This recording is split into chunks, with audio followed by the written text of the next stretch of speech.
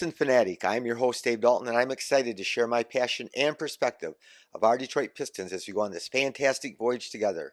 I've been a diehard Piston fan since the days of Dave Bing and Bob Lanier. I've also been the varsity basketball coach of a very successful program in northern Michigan. Thank you so much for listening. Please subscribe. Our Pistons lost. They got hammered tonight by the Orlando Magic, 113-97, and it wasn't even that close. But they just completely outplayed us. Their size, they just destroyed us inside. They points in the paint, 68-40. I guess that kind of tells you. But we didn't even play our starters only a few minutes in the second half because they got destroyed. But we shot 38%, and they shot 60%, and we only shot 22% on threes. So that's kind of the game. They're a great defensive team, and we're not, and they just took advantage every time they get a mismatch, and they have lots of mismatches because they have Banchero and Wagner and Wendell Carter Jr. Those three guys, they can play them out on the court, and you can't match all three of them. I thought, we barely lost to the Magic at home, and I thought, boy, we could have used Stu that game because can match up with some of those big guys. But they just destroyed us worse. But it was 59-50 at halftime. We were only down by 9, and we hadn't played that well, so I was a little bit excited, that we would come back and play good in the second half. And as a coach, I always tell my players, because I've seen it happen over and over again in all levels of basketball, the beginning of the third quarter, one team goes on a run. That team usually wins the game.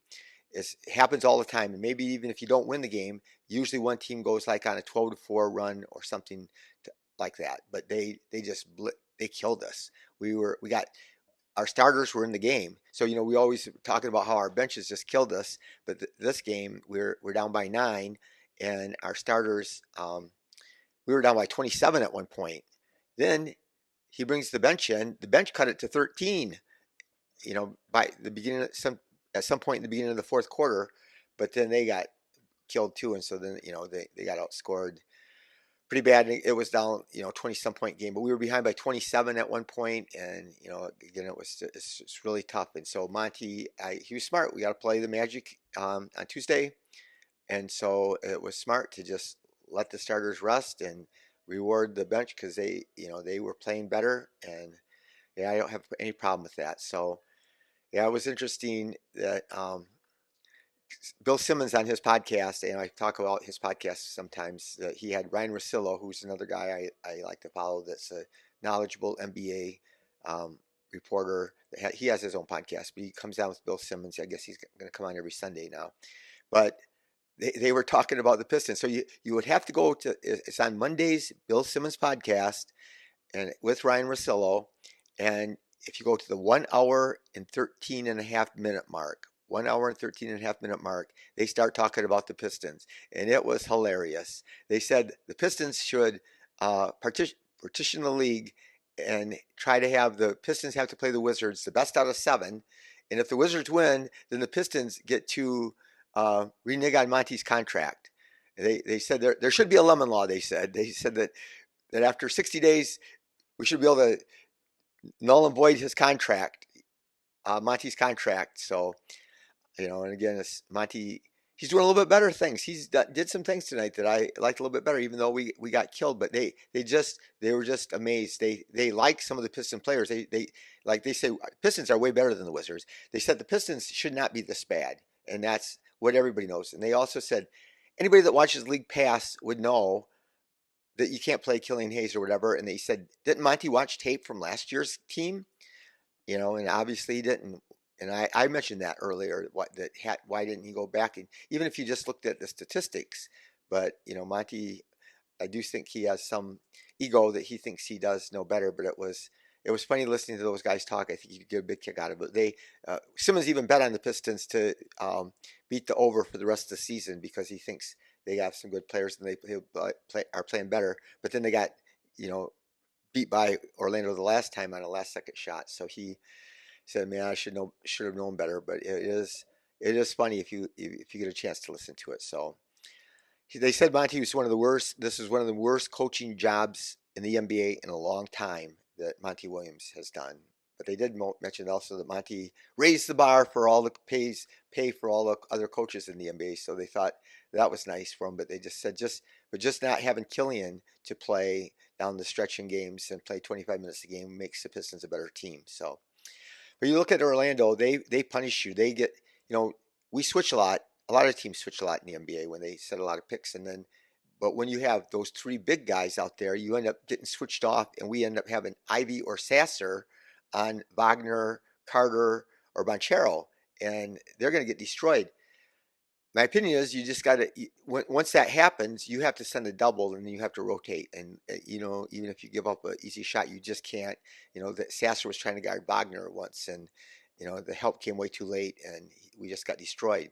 But we don't do that. So you know, it's like Joe Ingles. Joe Ingles is guarding Jaden Ivey. So where do we put Jaden Ivey? In the corner. He's in the corner, standing there, and he has instead. You know, Kelsey was mentioning. You know, as soon as the Magic sees they have this mismatch, they are getting the ball and finding that person that has the mismatch. And again, we do not do that. So instead, we run the high pick and roll with Duran, and that's been real effective. And Cade had 6 assists, I think, in the first half to Duran because they're just blitzing him. They just and instead of just usually people hedge, you usually the person guarding the picker jumps out and shows help, and then they retreat. And then that gives the defender time to slide in and get back on his man. But they were just completely all out double teaming Cade. And the problem is with the non-shooter, like having Asar along with a non-shooter like Duran, is that they just send Asar's man into the paint to guard Duran when both Duran's man and Cade's man are trapping Cade. And so, you know, that's what is going to happen with good teams. They just know what to do. And you know, we got a Sar in the corner, and he's just going to be wide open. And so, you know, he's 2 for 10 and 1 for 6 tonight on three. So he's been hot lately, but not tonight. So yeah, we just got to be smart. There's just things that you can do. You can't. So if they're blitzing Cade and double and trapping him on every pick and roll, you either have somebody else run the pick and roll. They had Sasser and Stu run the pick and roll, and they left Stu. Stu picked and popped and got a wide open three once. So anyway, we just have to be smarter. And there's sets that you can run. There's things that you can run to do things. We had a set we ran a really good play coming out of a timeout and got Ivy a really good shot out of a timeout, but it's not that easy. Again, I had teams. I overcoached. Okay, I overcoached when I was a coach, but I had too many plays. I had all these little quick hitters that were effective, especially against average teams or worse. But you know, they still created spacing and movement and ball reversal. Those are the components of good offense. Instead of having just Cade come down and try to drive, or Cade come down and have the high pick and roll, you need to have movement away from the ball, and you have to have ball reversal, and then you get good shots. I can just tell you that. And then, but we don't do that, and so it's I don't think it's that hard to do. But um, let's talk about. Oh, so Monty did something we've been all begging him for, and so results don't always show that you're doing the right thing. So you could say, well, we started Stu against this team and we won, so therefore we should always start Stu. I still don't think we should always start Stu. I would rather have Fontecchio start. And Stu has played well. Stu played really great last game that we lost, and he played in that one game that we won. But there's also different factors. Like the one game that we won was against Chicago, and they shot 6% on threes. The worst since 2014. So there's just you can't just say go by what the results are always. But um, he had a time. There was a time in the game where we had Stu, Ivy, Fontecchio, Sasser, and Fournier in the game. I like that. That was good work, Monty. That was good work. Whether it works or not, at least we staggered. We had more offense in the game, and we weren't as apt to get killed like we have been in the past with all bench units. So keep doing that. Let's see what happens. I still say that they're a good team. They're 12. They've won 12 out of the last 16 games. They're 12-4 in their last 16 games. They're legit. So, and they're playing at home, and they got Banchero was tough tonight. He was sick last time we played him. He had not a good game, even though he made the winning shot, but he played tough. Yeah, they had some they just got a nice team, and they make the fewest threes in the NBA. So it's a 3-point league. They're the outlier. So there's different ways to win in the NBA.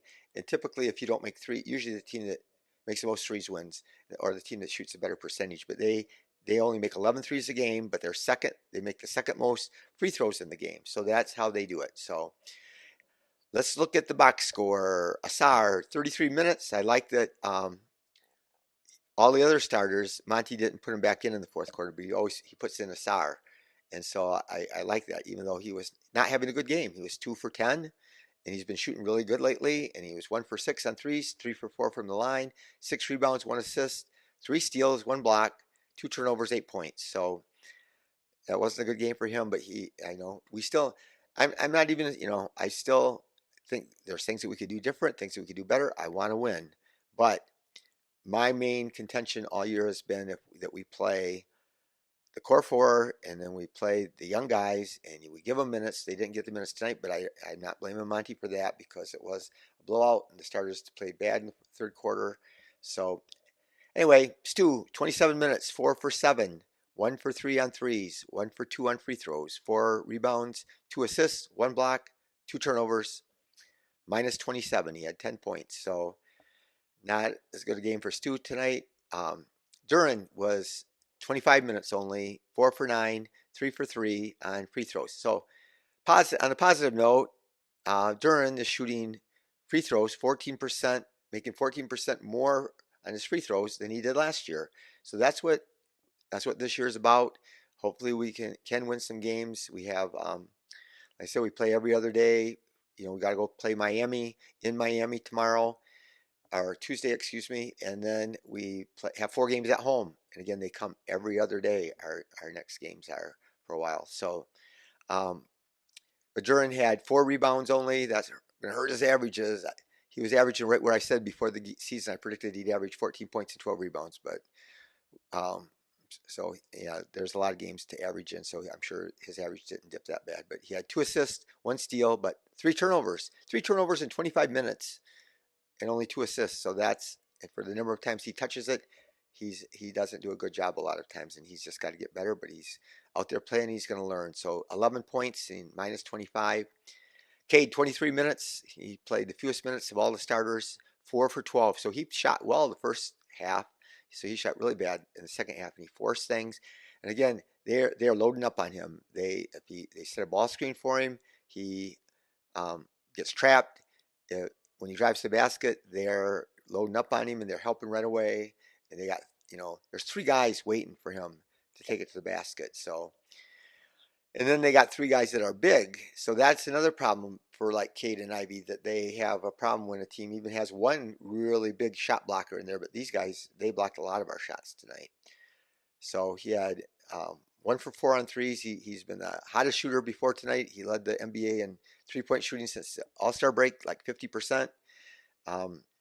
2 rebounds, 7 assists, 6 were in the first half. So 1 steal, only 1 turnover, 9 points, -21. Ivy, 25 points. Again, we got to figure things out. They got to make things better for him. They have got movement on the court. They got to get him the ball more and give him some open space. They got to get the ball to him in transition so he can attack the basket. But he 4 for 12, 1 for 4 on threes, 2 rebounds. He did, 0 for 5 on threes.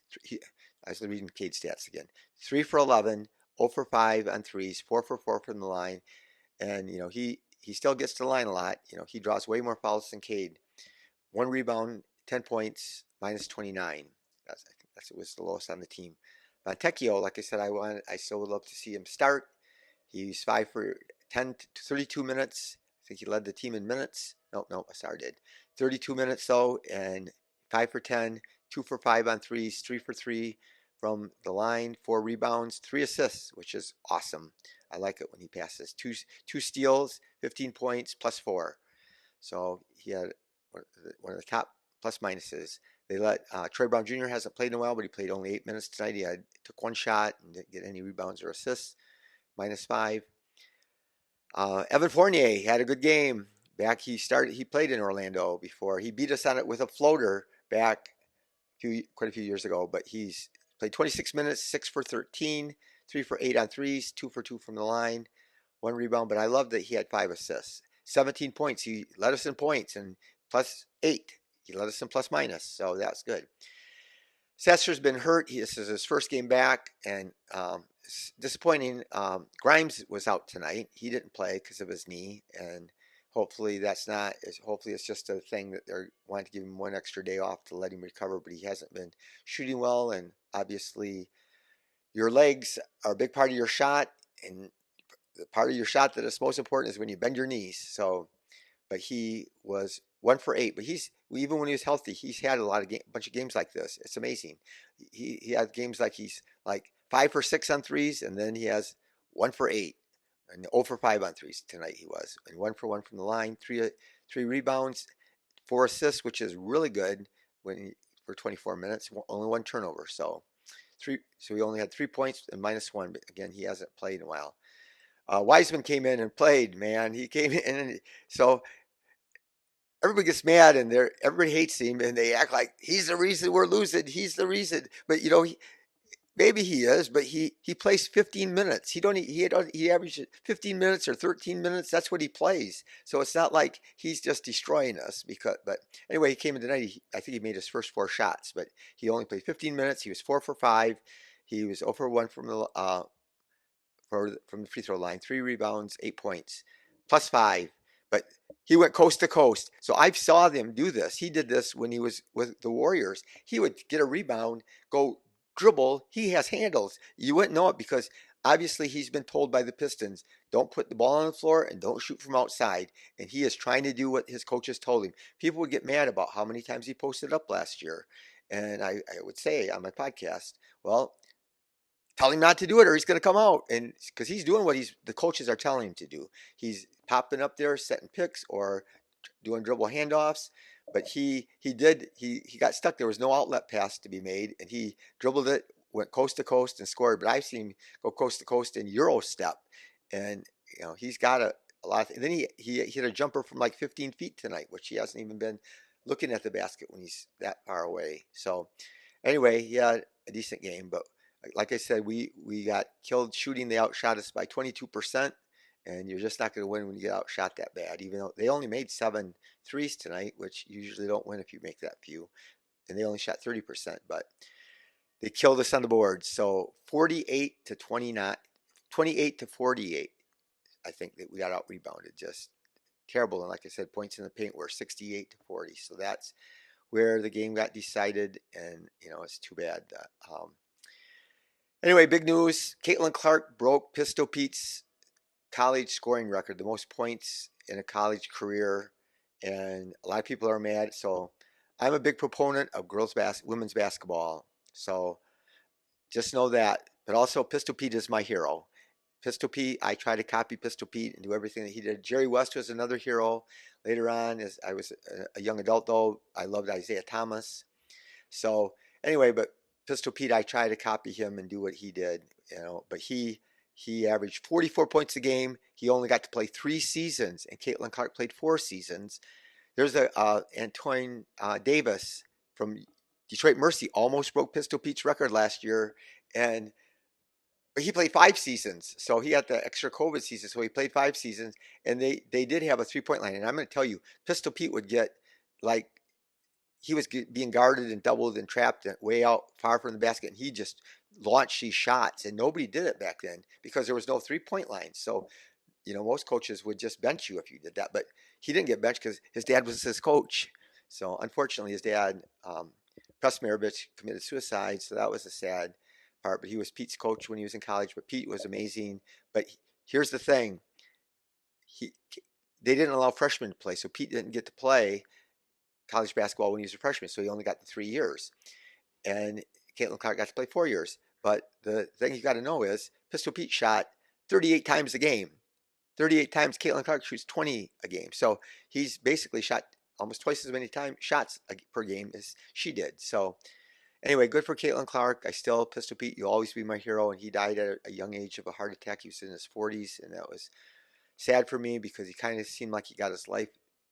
He had a hard life, and then with his dad was really hard on him, and He went through a lot in the NBA. Things didn't work out that great for him. The way that he was treated by veteran players and stuff, that's another story, but it's a Piston podcast, so sorry about that. Anyway, we got to come back and play Tuesday against the Heat. Hopefully things look better. Things can turn around. Our team, there is more hope. We're playing our young guys.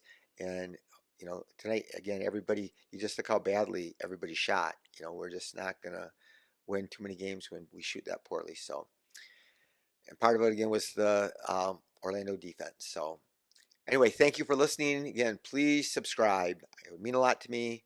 Be the reason that somebody feels cared for and loved. And go Pistons.